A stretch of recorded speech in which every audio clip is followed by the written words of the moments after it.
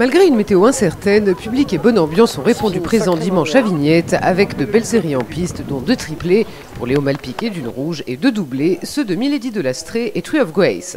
Ce dernier s'impose après une course d'attente dans le Grand Prix du jour, réservé au pur sang.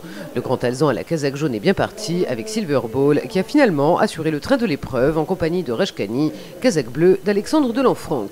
Dans la ligne d'en face, Tree of Grace est en retrait des leaders devant Vénérable, Toc Orange et futur 3e. La représentante d'Anthony Gabrielski apprécie fortement la piste ajaxienne et voyagera en épaisseur.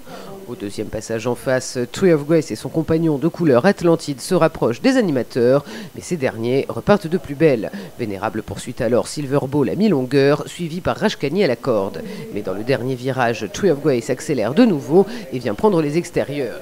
Il s'équilibre pour venir attaquer Silver Ball qui résiste jusqu'à mi-ligne droite. Il place alors une belle pointe de vitesse pour s'imposer d'une petite longueur devant Silver Ball et Vénérable.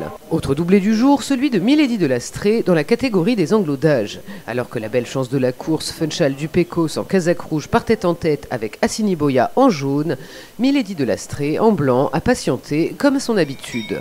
Dans un peloton en file indienne, la dame de cœur de Christian Barzalone a fermé la marche avec Charlie Malpique en casaque rouge.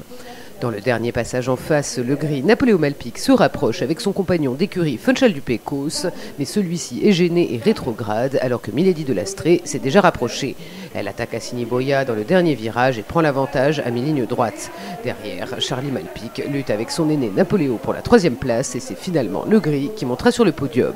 Dans les anglos toujours, la catégorie des 4 et 5 ans voit émerger un nouveau leader avec le Vanov, Léo Malpique. Adepte du devant et méchant, l'Alezan en est à sa 3e victoire consécutive depuis la fin de saison dernière. Derrière lui, la Carlotti Estrella, casaque blanc étoile bleue, et la Tramoni, il était une fois en bleu et noir, ont confirmé qu'elles avaient franchi un palier. Il était une fois à galoper dans le dos du leader, pendant qu'Estrella restait en retrait avec l'autre grise de la course, Atmosphère. Dans le dernier virage, il était une fois se rapproche, mais a du mal à maintenir sa vitesse, contrairement à Estrella qui repart aux abords du poteau. Elle arrache la 2e place à 1,5 longueur d'un Léo Malpique en roue libre. Au trot, dans les chevaux d'âge, un monte, il peut en cacher un autre. Et si c'est Tatou Dulaire, un casaque rayé qui est venu attaquer Venezia de Mai en orange, c'est finalement Amiral Dubuisson qui va l'emporter avec la manière. J'ai eu un bon parcours, je suis bien parti. Après, je suis resté caché à 2.